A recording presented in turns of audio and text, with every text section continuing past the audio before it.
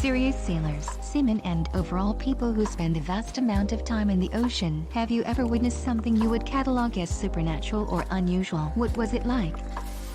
Sailed on tall ships for a good while. Among other things, saw some green flashes, a moon bow, lots of phosphorescence, big whales, STL most fire on our mass steel ship this time. But the only creepy story was at port. The only person who had ever died on the ship was over 100 years ago, and he fell from the rigging when splat. One of the crew was up furling sails and was about to step out onto the foot rope that runs along the yard. He said he got an overwhelming urge to not step on it and felt the tug on his harness keeping him from stepping out. He was so freaked out he kept the other two guys behind him from getting on the line as well. The other guys started getting a really bad feeling too, and they decided to check out the foot rope. It had been really degrading on the inside. Even through the outside looked mostly fine. The line probably would have snapped as they climbed out there, and they would have fallen, as you are pretty much free climbing until you get to a stopping point. I've gotten a weird urge like this, but not at sea. Was driving a 4-hour trip I know fairly well to visit my parents, and nothing was wrong, but I got this overwhelming urge to get off the highway. I listened to it, getting on the feeder road, and about a mile and a half down the highway was a large wreck, and a car that had been near me when I exited was involved. To this day, I don't know what made me get off, but now I always listen to these sorts of urges. Has probably saved my life more than once. Any other stories? I love hearing about stuff like this. Not a sea story, but my wife was a student nurse at St. Thomas's Hospital in London, the hospital that Florence Nightingale started the first school of nursing at. There were supposedly several different ghost phantom spirits in the hospital, including stories of the Grey Nurse, a kind-faced figure who was dressed in Victorian nurse's uniform that was said to stop nurses or doctors who were just about to making a mistake by touching their arm gently, then disappearing. My wife was working nights in the old part of the hospital, dating back to the 1860s, and they had a dying patient on the ward, not expected to last more than a few hours. The patient was semi-conscious and delirious, on very strong painkillers. He rang the bell for a nurse and my wife went to see him. When she got there, he said that it was okay as the nurse in the gray uniform had already seen to him. He was drifting in and out of consciousness and said that she was walking with her feet under the floor, which made no sense. My wife helped him to settle and he drifted back to sleep and died peacefully a few hours later, just before the end of the shift. When she recounted the story to the sister, she said that she'd heard that story before, and the interesting thing was that the floor in that ward was set about 12 inches higher than the original Victorian floors had been. The ocean water was so still, it appeared that we were sailing on glass, not one ripple. I have never seen this again. Experienced the same while traversing Makassar Strait going to Surabaya, Indonesia. It was like sailing through a lake and the only ripple you can see was from the wake of the ship. Wished all the seas were the same. Laughing. A maelstrom in Norway. It's actually really fascinating, but looking down into the currents it's a bit freaky. Look it up, it's like a load of whirlpools all happening together. I used to live near the Corrie Wrekin in Scotland. Scary shit. They once threw in a mannequin with a life jacket and a depth gauge and it was instantly sucked straight down 262 meters, then dragged along the seabed for a few miles. So yeah, don't fall in, even with a life jacket.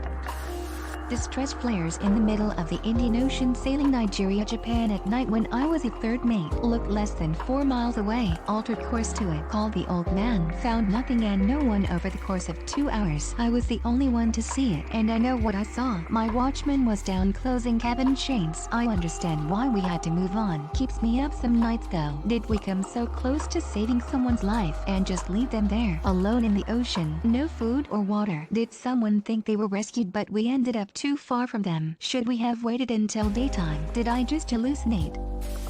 When I was younger, me and my family spent a large amount of time on cruise ships as my stepfather had a heart condition and medically wasn't allowed to fly. I remember one time we were on a Caribbean cruise and we were all on top deck during the nighttime taking a walk. We were talking about how silent the ocean seemed and I noticed how strange it was that even the waves weren't making a noise, and then the sky turned completely bright like it was daytime, and it stayed this way for a couple seconds, and I remember my mum making a strange choking gasping sound, and then the sky returned to normal. Very strange. My personal theory was that it was a lightning bolt or something that lit up the sky, but none of us remember seeing one, and it was that way for too long to be that. We still talk about it today sometimes. Any theories welcome.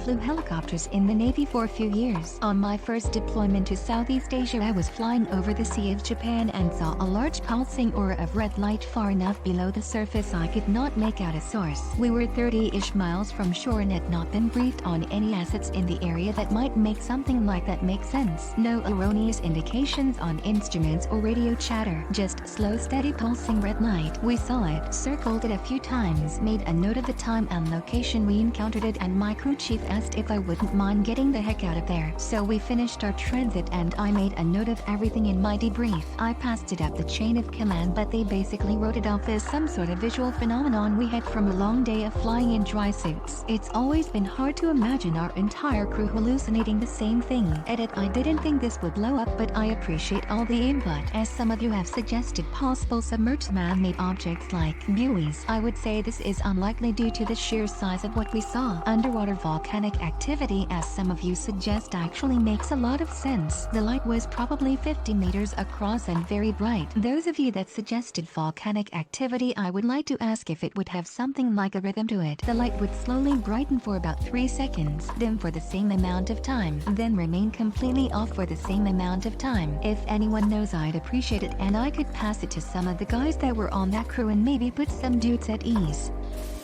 The closest to supernatural, or at least something I can't explain, happened halfway between Cornwall and the Scillies. We were sailing in a fresh breeze, 5-6 foot swells maybe. That's perfectly fine sailing weather, but the boat will rock and there will be quite a bit of noise from the wind, the sails and waves. So we sail happy along when suddenly the sea is perfectly flat and everything is quiet, like somebody turned the sound off. I look around and the water is pitch dark. It only lasted for a minute and then everything was back to normal, but I got a really eerie feeling.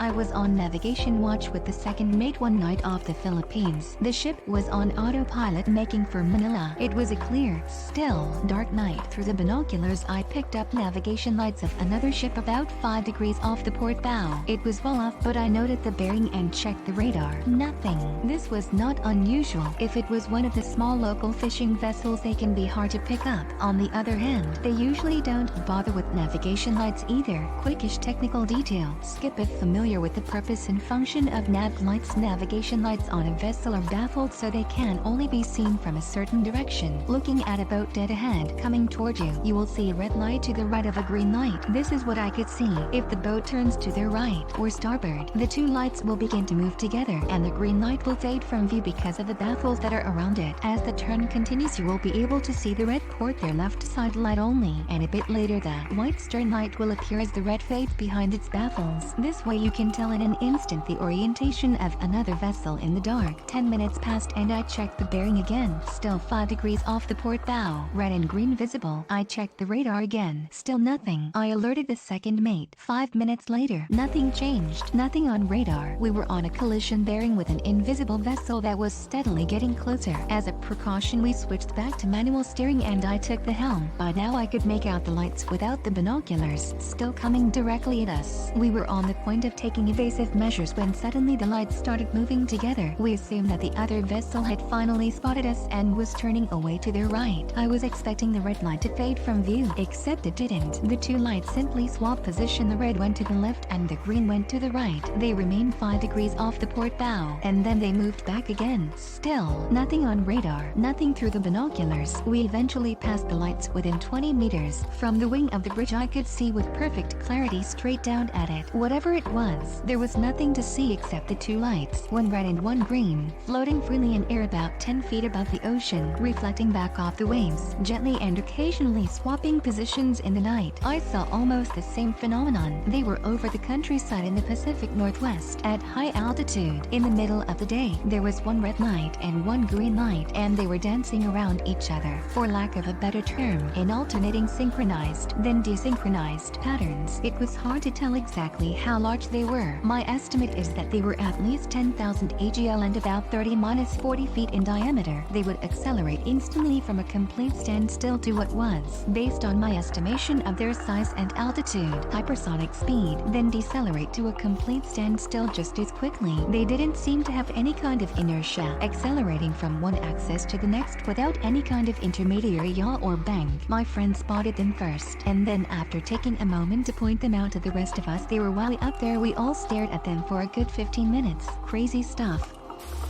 When I was roving patrol on a submarine, I always thought I saw someone walking parallel to me down missile compartment upper level. If I was on the port side, then I saw them on the starboard side and vice versa. I always chalked it up to pipes and valves creating weird shadows. Additionally, it felt heavy on that level, like there was some sort of presence, the feeling you get when someone's watching you. I never told anyone. Then one day a few weeks into patrol, one of the other rovers asked me if it felt weird up there. He specifically said that he saw someone up there too, just like I had. We shared stories and then talked to the third rover, and he said I only go up there to do my rounds every hour, then get the duck out of that haunted level. Low frequency sounds can cause that kind of eerie feeling. You can't hear it, but you can feel something is off, but you can't exactly determine what it is. I imagine a submarine's engine is running most of the time and being sound dampened. It probably doesn't make a lot of sound in the audible spectrum. I wouldn't be surprised if low frequency sound in an otherwise quiet environment was the cause of that feeling. Reminds me of an experiment. Someone forgot the name where he blasted himself or a subject sounds at the resonant frequency of the eyeballs. He saw blobs of darkness or something like that. So I've managed 2 old theaters in my day. Both of these places have alleged hauntings. In the one I manage now, I have never picked any of that up. Well, not never, but I had the first inkling of something last week actually. In the other space it happened a lot. Nothing negative ever. Not usually anyway, but a presence. Interestingly, the theater I work in now has a newer ventilation system. The other one had this crazy old belt and barrel fan type of system that certainly could have produced more in-fee sound. On the whole, I think that the part that these experiences have in common with sailing is that you are a small human who is working and operating in a large space. It's one thing when there are others around, but when one person is quietly fixing something in a space made for 1,000 or 2,000 other people, I think that your mind begins to fill in what could be in those empty spaces. I have not done much ocean sailing or boating, but even in seas or on Lake Superior where I live, when there are hundreds of feet of water beneath you and the bottom, that is a lot of space to start filling in with possibilities of other life forms or metaphysical beings. Sorry if this was a thread, Jack, but I think I shoot pretty close to the subject matter. In the Gulf of Aden, having been at sea for a while and with absolutely blistering heat, I heard my nickname called 3 times, clearly and loudly. It was my first time with this particular crew and none of them knew my nickname. My best guess is dehydration and stress, but I'll never forget it.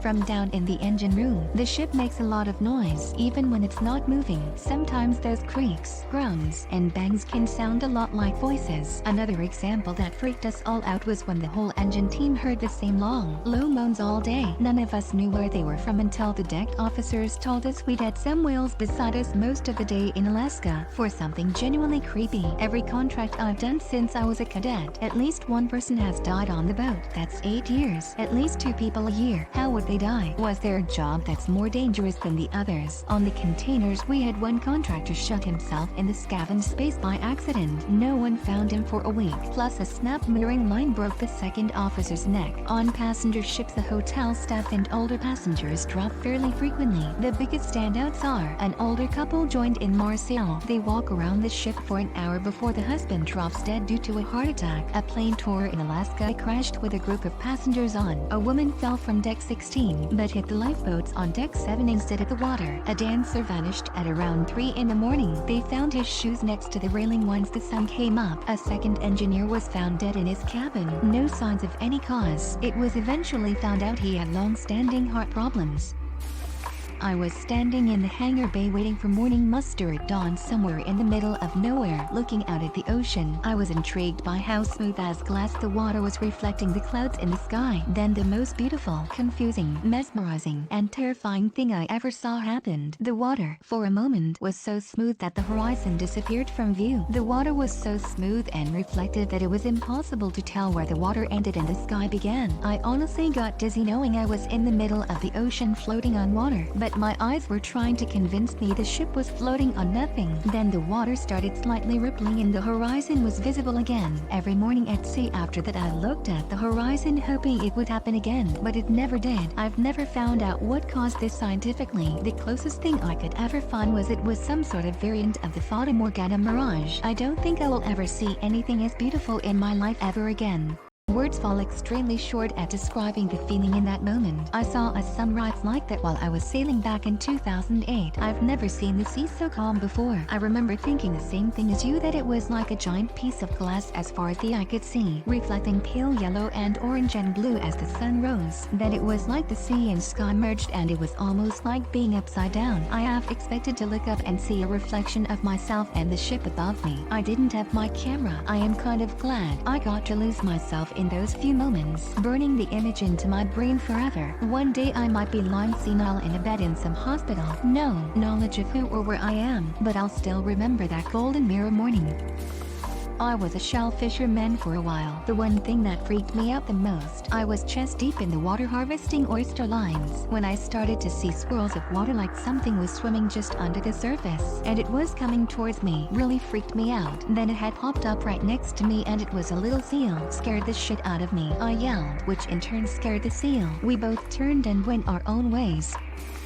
Thanks for watching. Consider subscribing for more videos.